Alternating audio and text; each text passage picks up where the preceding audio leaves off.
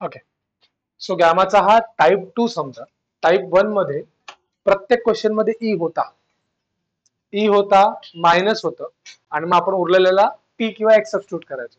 इथे ईच नाही, ई नसेल तर आपल्याला ई बनवावा लागेल. सो या क्वेश्चन मध्ये त्यांनी लॉग दिलेला आहे. मी लॉग एक्स ला मायनस टी सबस्टिट्यूट करतो. हे का? कारण लॉगची प्रॉपर्टी काय? लॉग जेव्हा इज इक्वल टूच्या पलीकडे जातो तेव्हा तो ई बनतो. लॉग इज इक्वल टूच्या पलीकडे जाऊन काय बनतो? ई. मग जर एक्स पाहिजे असेल मला तर लॉग तिकडे जाऊन काय होईल? लॉग तिकडे जाऊन काय बनतो? ई. आणि जो कोणी असतो तो कुठे जातो? पॉवरला जातो. आणि मायनस टीच का? टी का नाही? कारण माझ्या फॉर्म्युल्यामध्ये मायनस टी पाहिजे ना मला. फॉर्म्युल्यामध्ये काय आहे? E raise to minus t, म्हणून मायनस टी केलं. कळलं सबस्टिट्यूशन नक्की? ओके. डेरिव्हेटिव्ह एक्स चा ई चा डेरिव्हेटिव्ह ई, बट एक मायनस बाहेर लिहायला लागतो. Chain rule. ई चा डेरिव्हेटिव्ह ई मायनस नी मल्टिप्लाय केले आणि शेवटी डी. कळलं नक्की? सबस्टिट्यूशन झाले. आता लिमिट्स.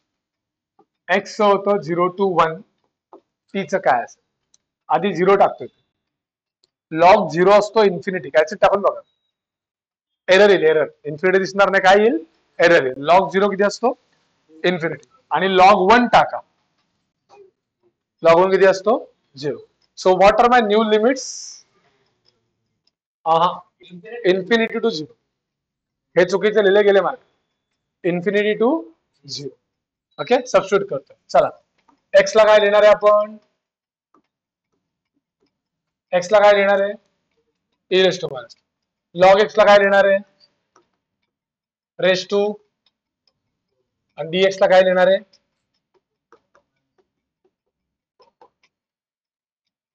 सबस्टिट्यूशन कळले नक्की? पक्का कळले? गोळा करायचं. चला, सगळ्यात पहिले हा मायनस बाहेर काढू का? हा मायनस एकटाच बसलाय ना, बाहेर काढतो आणि त्याचा वापर करतो लिमिट चेंज करायला. मायनसने लिमिट्स काय होतात? चेंज होतात. तसं हे लिमिट चालणार नाही मला. एरर सॉरी, गॅमासाठी काय आहे? 0 to इन्फिनिटी. तो त्या मायनसचा वापर केला मी. बरं, आणि हा मायनस कुठे जाणार? रेस टू 4 आहे.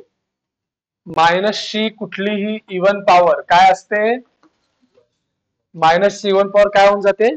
कॅन्सल. सो हा जो मायनस आहे त्याची पॉवर काय आहे?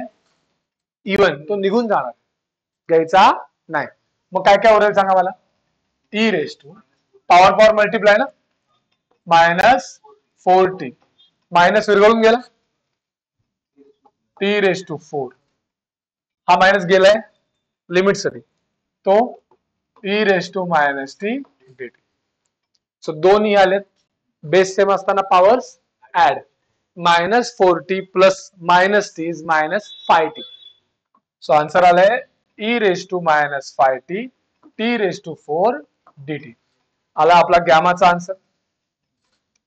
आपण गॅमा लिहितो, इथल्या नंबर मध्ये 1 ऍड करतो. किती? 5. बट हा के चा फॉर्म्युला आहे, फॉर्म्युला नंबर 2 आहे. सो हा के खाली लिहायचा, रेस टू 4 नाही, रेस टू 5. तो नीट फॉर्म्युला बघू आपण. के रेस टू एन आहे. So gamma n upon k raise to n, म्हणजे हाच नंबर वर लिहायचा. सो वरती 5 आहे म्हणून वर काय आला? 5. इथे काय लिहिणार मी? के. इथं नेमके दोन्ही नंबर सेम आहेत म्हणून कन्फ्युजन नको म्हणून मार्क केलं. हा कोण आहे? के. आणि हे दोन कोण आहेत? एन. कसे मिळाले? ह्याच्यात एक ऍड. सो हा कुठला वाला क्वेश्चन आहे? लॉग वाला. लॉग वाल्याला ई मध्ये कसं कन्वर्ट करायचं कळलं नक्की? 100% कळलं? काय आन्सर याचं? 24/3125. ओके, लक्ष दे. हा, सो ह्याच्यात ना ई आहे ना लॉग, पण एक नंबर आहे 3. सो या नंबरला आपण ई मध्ये कन्वर्ट करू शकतो. कसं? 3 ला लिहितोय मी ई रेस टू एम. मला काय आहे? ई आणण्याशी मतलब. E raise to m. M constant आहे ना, मग ई रेस टू एम पण काय आहे? कॉन्स्टंट आहे. 3 काय आहे? कॉन्स्टंट आहे. कॉन्स्टंटला मी काही नाव देऊ शकतो, पण मुद्दाम काय नाव दिलंय आपण? ई. का गॅमाला मॅच करणार. सो 3 ला e दिलं आणि जो वरती बसलाय त्याला टी नाव दिलं. त्याला काय नाव दिलं? टी. कारण आपल्याला काय पाहिजे? e पाहिजे ना. वरच्याला काय नाव दिलं आपण? टी. बाकी आता तेच सबस्टिट्यूशन जे आपण करत आलोय. बोला. एक्स स्क्वेअर ला टी बाय 4 आणि एक्स ला टी ला 1/2. स्क्वेअरचं तिकडे जाऊन काय होईल? 1/2 आणि 4चं अंडर रूट ना 2. कळलं नक्की?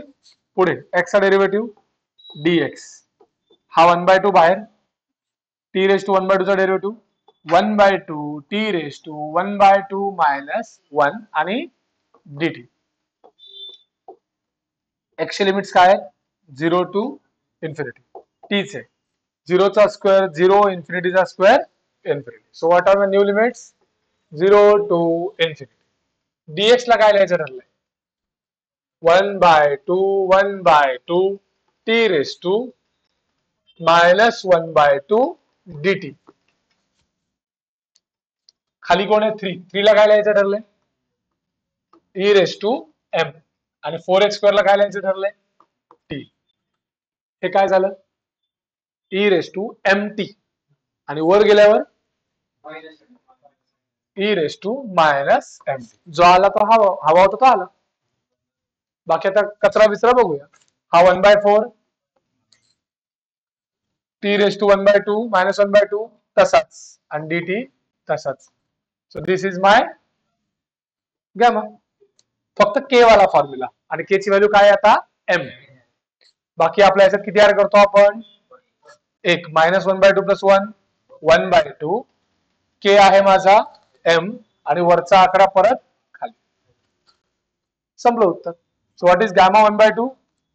रूट पाय हा 4 तसाच m ला काय लिहायचं? तर इथे यस ई तिकडे गेला की काय होणार? लॉग. लॉग इकडे आल्यावर काय होतो? ई. मग m काय असेल? लॉग 3. सो हा होईल लॉग 3 चा 1/2. पॉवरला हात लावला का? m ला काय नाव दिलं? Log 3 question. So this is my final answer. कळलं नक्की? ओके. नेक्स्ट परत तेच आहे बघा. ई नाहीये, ई आणावं लागेल. खाली काय नंबर आहे?